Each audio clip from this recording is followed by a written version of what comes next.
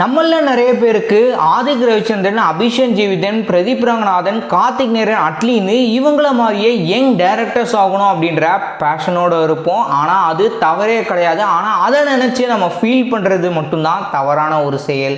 அபிஷேக் ஜீவிதன் சமீபத்தில் டூரிஸ்ட் ஃபேமிலின்னு 24 வயசில் எடுத்து படம் நல்ல ஒரு பாப்புலரான ஒரு மூவியாக இருக்குது.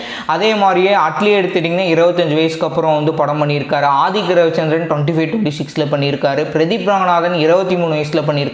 கார்த்திக் நேரன் 21 வயசுல பண்ணியிருந்தாரு. 2017 தான் ஒரு பாப்புலர் ஆனாரு. இன்னும் பிரதீப் ரங்கநாதன் அண்ட் அபிஷேக் ஜீவிதன் பாப்புலர் ஆன அளவுக்கு அவர் ஃபேமஸ் ஆகலை அப்படின்னு தான் சொல்லணும். அந்த படம் வெளியாகி ஒரு சில வருடங்களுக்கு பிறகு தான் இன்னும் கொஞ்சம் ஃபேமஸ் ஆனார் அப்படின்னு சொல்லலாம்.